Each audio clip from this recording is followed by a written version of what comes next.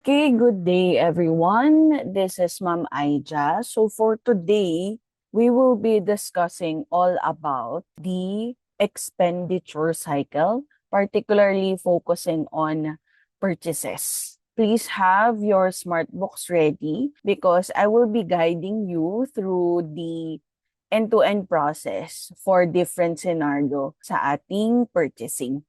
Sige, so punta po muna tayo dito sa ating mga modules. Okay? And go to purchases module, which is itong ating parang price tag. Then you will see here all of the different documents in the expenditure cycle for purchasing. Sige, so quick recall lang po tayo kung paano nangyayari yung proseso. So, at a regular purchase process, nagsisimula siya normally sa ating purchase order, which is ito na yung mga approved purchase requisition.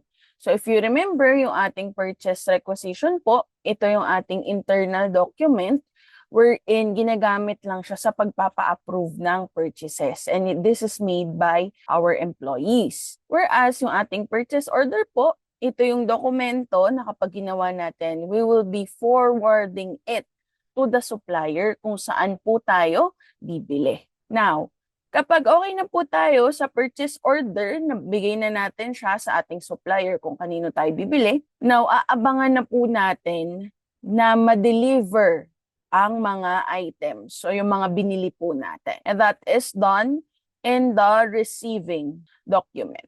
Once we receive the items and once the related source documents are ready, we can now create what we call an AP voucher. So AP voucher, dito na po natin i-recognize yung ating accounts payable.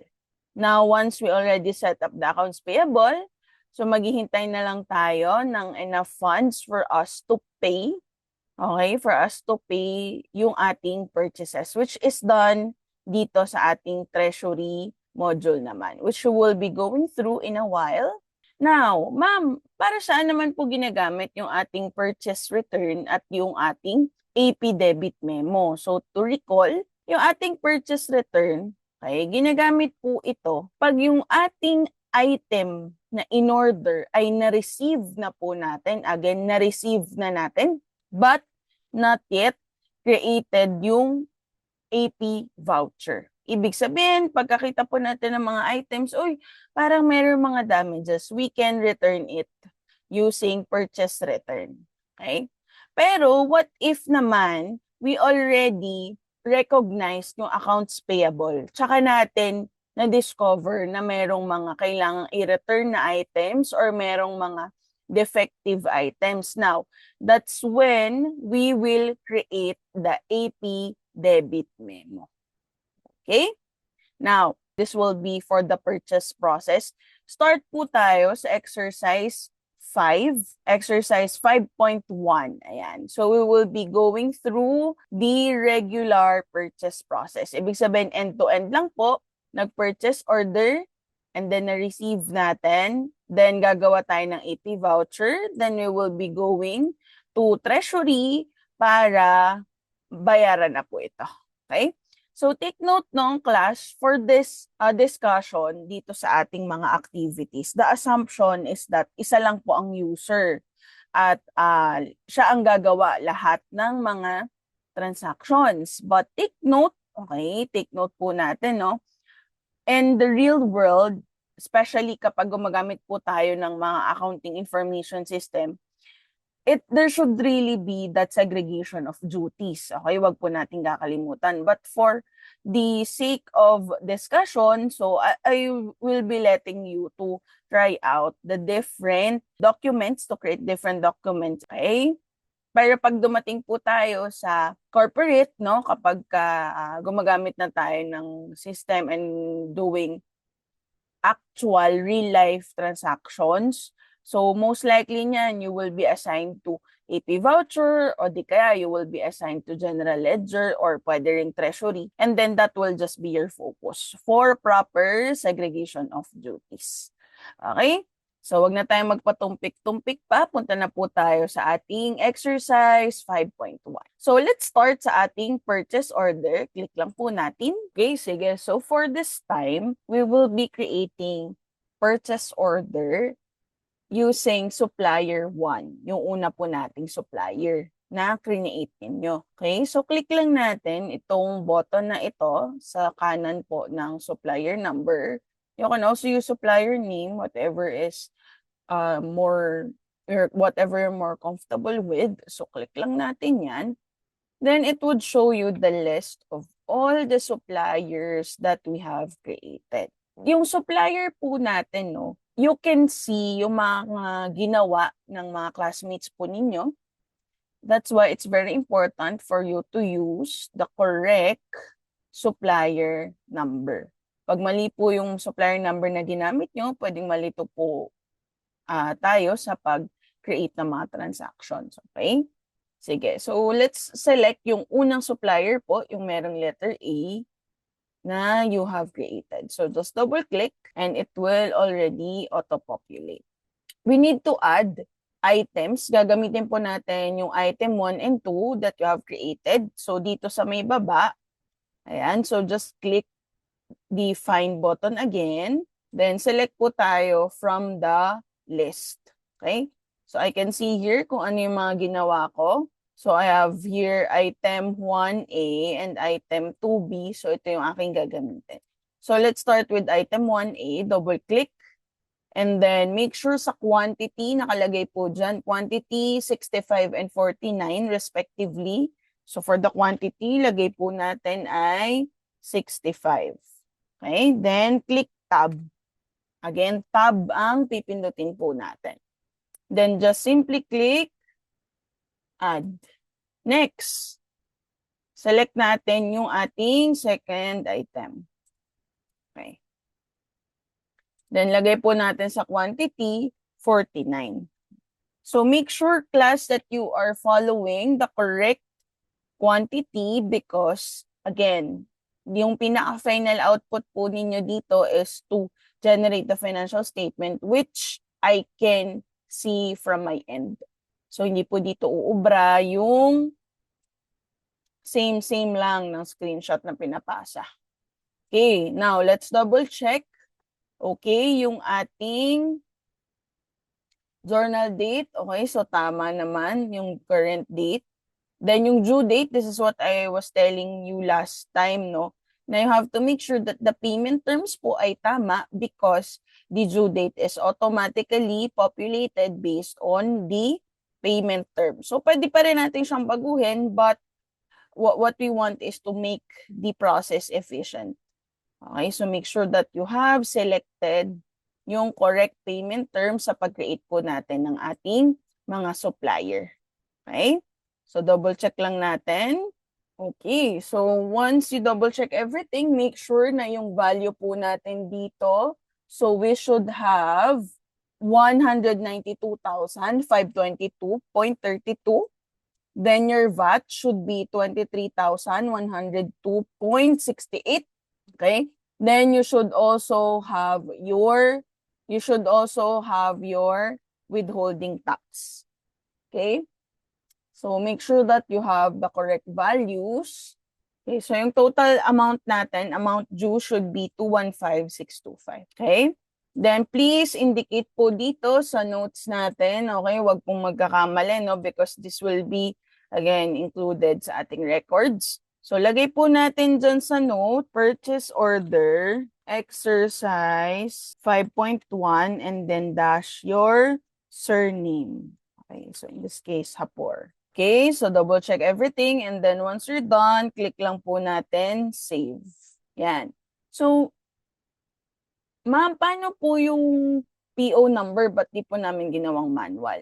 So, yung pag gumagawa na po tayo ng mga transactions, dapat yung automatic na yung ating series na gagamitin. Bakit po? Because this is being submitted to the BIR as part of your CAS. So, nandun sa document na yon na pinapasa sa BIR kung ano yung mga serial number po for each document. Okay, so once you're already done sa ating purchase order, what we will be doing to create the receiving document, let's say natanggap na po natin ng buo ang ating mga in-order, pwede po tayo pumunta dito sa receiving. Okay, so once you are here in the receiving, punta po tayo sa supplier number, then select natin yung first supplier na ginawa ninyo. Hindi po tayo mag-fill up. Gagawin po natin, scroll down, then copy from. Then select purchase orders. Okay. So what it will do is it's going to show you all of the related purchase orders for the selected supplier. So just click the checkbox, then scroll down, choose. Yeah. So it's going to show you all of the items. Ayan. So to double check, no, lahat po ba ito yung na-receive? So in this case, since it's the regular PO, so wala po tayong babaguhin. Okay, then click finish. Okay, so as you can see, no, ito na yung ating receiving document. You can see na yung ating document number is PDN. Ibig sabihin is purchase delivery. Ayan. Now, dito sa baba, no, you can already see in the notes based on purchase order, the purchase order number. Yan. So, it will just copy yung previous notes nyo and then add lang siya ng more details. So, wala na po tayong babaguhin dito sa notes. Double check lang natin na tama pa rin yung amounts. So, this is crucial because this will already create journal entries. Okay, sige, punta po tayo sa accounting tab. Yan, so makikita nyo dito, journal entry, goods receipt, PO. Okay. Sige, so balik tayo sa content, double check, and then click save. Are you sure everything is correct? This will create a document with accounting entries and cannot be undone. So if you are super sure 100%, click OK. Yan, so make sure that you have that successful na notification. Okay? Ma'am, how can I know po if tama yung ginawa ko? Punta po tayo na accounting tab. Yan. Then, you can see yung ating journal entry po dito. Double check lang natin. So, click yung ating parang chain dyan. This is your journal entry. Ma'am, bakit po sa PO hindi po natin chinek yung journal entry? Kasi wala pa pong journal entry ang purchase order. Okay? So take note, no, dito yung ating debit is merchandise inventory because we already received it. Then yung ating credit is unbilled deliveries. Ma'am, ano po yung unbilled deliveries? This is what we discussed before na it's the same as the GRPO clearing account. So yung unbilled deliveries po ay temporary account that is being used for us to properly segregate yung gumagawa ng receiving at yung gagawa po ng AP. Because if sa normal, yung manual entry, bumili po tayo or nag-purchase tayo, ano ang entry natin? Debit, merchandise inventory, or purchases, and then credit natin, automatic accounts payable. So sa system, hindi po siya ganon. Nakahiwalay siya. Okay, so make sure lang po you are having the right amounts. Okay, ma'am, bakit po 192,522? Pero po, yung total amount ko ng receiving document ko is 215,625. It's because we are referring to only the value of the inventory itself. Hindi po kasama yung VAT at withholding tax. Okay? So, ano po ang i-screenshot natin? Punta po tayo dito sa preview, yung arrow up, and then print. So, hintayin lang natin. Then, double-click natin yung first one. So, make sure na lang, no, yung ating pop-up naka-allow po.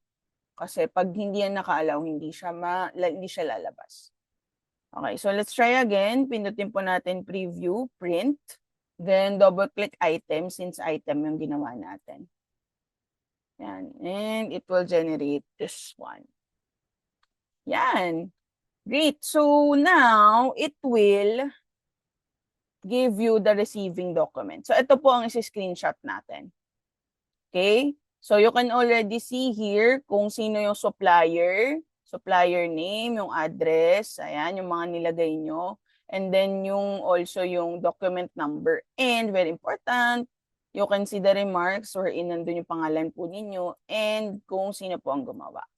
So makikita ko dito kung kaninong student siya specifically. Alright, so close lang po natin. Now, balik lang tayo dito sa ating purchases and purchase order. So I forgot to show you kung paano siya, ano yung isi-screenshot. Ayan. So dito sa purchase order, paano po natin mabu-view yung mga nagawa na natin? Pindutin lang po natin find. And then double click.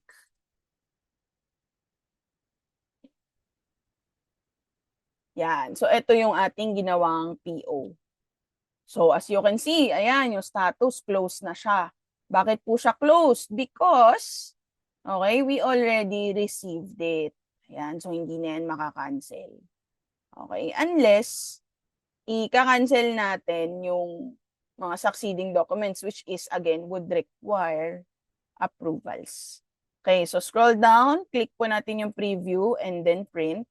Double-click item. Then it will show you this. Ayan, purchase order item, yung number po. And then prepared by, I will see your name here. Okay. So nakapag-PO na-receive na rin yung item. Next step is to create the AP voucher. Punta po tayong AP voucher. Okay, so dito sa AP voucher, medyo same lang naman dun sa una nating ginawa for the receiving. Sa-select natin yung supplier. Ayan, tandaan nyo mabuti, supplier first. Ayan, and then hindi po tayo gagawa dito sa baba. What we will do is to scroll down, click copy from goods receipt PO. Goods receipt PO na po ha, hindi na purchase order. Ma'am, ano po yung goods receipt PO? Wala naman pong nakalagay dito sa modules kung nasan dyan yung goods receipt PO. So that is your receiving document. Yan. Okay, so again, scroll down po tayo. Click natin copy from goods receipt POs. Then it would show you kung ano yung mga gagawa natin ng AP voucher. Double check lang. So since it's a regular purchase lang, so walang any problem for now. Ayan, so click lang natin yung finish. There you go. So make sure lang po tama yung amount pa din. Dapat di yan nagbago. Then you will see dito sa notes, yung updated na notes. Ayan. Then double check lang natin yung mga dates, due date, yung ating document number. AP na siya. Ayan. Your branch and then AP. Okay, then accounting. Ayan, so may journal entry na rin tayo. Okay, so if you're very, very, very sure, click save. Yan. So are you sure everything is correct? Click OK. All right, there you have it. So let's double check the accounting entry. So click accounting tab, journal entry, click natin yung parang chain. Right, so this will now give you your journal entry. Okay? So as you can see here, no, meron tayong input VAT. Ayan, 23,102.68. And then your unbilled deliveries, which is yung amount na previously na-credit to unbilled deliveries in your receiving or your GRPO. Tapos accounts payable, ayan na yung total amount. Then nakalagay dito yung subsidiary ledger para kay supplier first. Ma'am, ano pong isi-screenshot? Scroll down sa baba, click natin yung arrow up, then click print. So make sure AP invoice yan.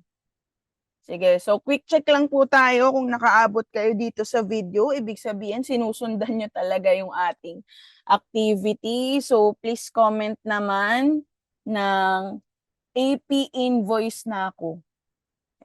AP invoice na ako. Yan. There. So, okay na tayo. Nakapag-purchase order, nakapag-receiving, nakapag-AP voucher. Next step will be your treasury. Okay. So, sa treasury po, anong gagawin natin? Magbabayad. So, dapat cash outflow. Okay. Click cash outflow. And then, ano pong pipiliin? Cash outflow customer or cash outflow supplier? Siyempre supplier kasi nga po si supplier yung ating babayaran. Okay. So now, no, medyo naiba yung kanyang interface ng very slight lang naman. So make sure po nakalagay dito is payments for payables. Hindi na yan mababago pag na-save nyo na. Supplier number, select po ulit natin. Si supplier first, double click. So kapag lumabas na yung document for payment, what you need to do is to ensure that the values are correct, your total is correct, your withholding tax amount is correct, and then i-click lang po natin siya. Yan. So once you click that, lalabas na po dito kung magkano yung amount na babayaran. Ma'am, bakit po 213,699 lang? Akala ko po ba 215? Because this is already net of your withholding tax amount. Yan. Scroll to the right, you will see the remarks. So again, double check po natin yung total amount due. So add lang tayo sa ating notes. Lagay natin is payment for exercise 5.1 dash your surname. Yan. So what we will do is to select a payment mode. So ang instruction sa ating exercise 5.1 is to choose cash. Pili lang po tayo ng GL account. Gamitin natin cash on hand. Ayan. Then input natin magkano yung babayaran. So we can copy this. Highlight nyo lang. Copy and then paste po natin dito. There. So equal na yung total amount due and total amount paid. Yan. So, depende sa ating requirement, pwede tayong magbayad ng cheque. Yan. Pwede rin magbayad na transfer sa bank. Then, dito sa ating withholding tax, so makikita nyo yung sinelect nyo beforehand na withholding tax code and then withholding tax rate and yung tax amount po. Okay. So, once everything is completed, double check natin. Dapat same na siya. Then, click save. Are you sure everything is correct? Super sure, ma'am. Click lang natin. There, operation ended successfully. Alright, so now let us preview yung ating document. So this is now your payment voucher. Now, if we go to your documents for payment, okay? So if you click itong link na to, yan. It would redirect you kung ano po yung binayaran nating related AP voucher and you will see ang status niya ay closed na. Bakit po closed na? Kasi binayaran na po natin. Now, let's check the journal entry. Punta po tayo ng journal entry dito sa baba. Click yung link. Now, it would give you the journal entry. Ayan. So, accounts payable, cash on hand, and then withholding tax payable. There you have it. So that is exercise 5.1. Okay? So next naman po natin will be exercise 5.2. Okay? So for exercise 5.2, kayo na po ang bahala na gumawa nito. But the process is the same. The scenario is the same. Except we will be using supplier number 2 and you will be using items 3 and 4. And yung quantity, double check lang po natin na tama yung quantity that you will be using. Okay, so that's it for the regular purchase process. I hope that you enjoyed creating documents from purchase order up until your payments to the supplier. Okay, so if you have any questions, feel free to reach out to me. Okay, so that's all for exercise 5 for the regular purchase process.